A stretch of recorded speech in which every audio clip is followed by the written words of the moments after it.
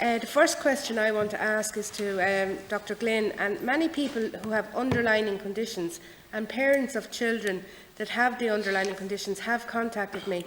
They are worried about their constantly being left out of the roadmap and other announcements. I'm particularly thinking about an Thai mother whose daughter has Wolff-Hirschhorn syndrome, and 2 of her sons are on the autism spectrum. They're not alone in feeling left out. Can we have an assurance that a section of each roadmap or even an announcement of changes will consider their... To the mic more. Sorry. I'm told it's a general problem, not just with yourself, Sorry, including okay. with me.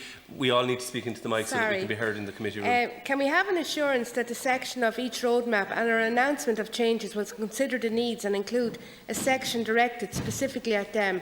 And obviously they're in a very bad situation currently. And also, while I direct this to you also, Dr. Glenn, many parents in Kildare are fearful of sending their children back to school this week. During the countrywide restrictions, they feel, the county-wide restrictions, they feel that their children are being used as part of a big experiment, and they want to see how things go. I agree that children need to return to school. I absolutely do.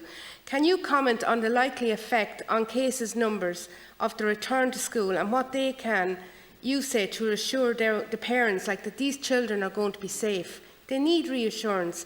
And finally, my last question is to Professor Nolan, and I'm wondering, many people in Kildare are very angry at the moment that they're unable to leave the county.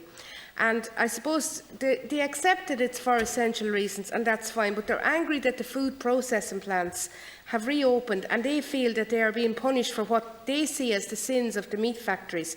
What measures are in place to ensure that the food processing plants don't jeopardise Kildare in the emergence from the current restrictions on September the 6th? Thank you very much. Thank you, Deputy. Just to answer your first question, I don't believe there's been any set of recommendations that NEFIT have made, or a set of measures that haven't specifically referenced those who are older and those who are medically vulnerable. And indeed, in relation to Kildare, Laois and Offaly, I made a specific reference to that group the day before we met to consider the measures, because I wanted those children, those adults, to take particular care. And indeed, a similar set of statements were made last week more generally around the country.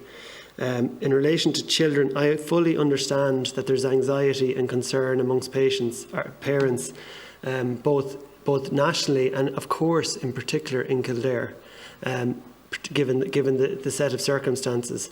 But as I answered earlier, thankfully we haven't seen a greater level of community transmission in Kildare than we have in the rest of the country. The profile is very similar to the rest of the country, and indeed the wider profile of Kildare has improved again over the past number of days.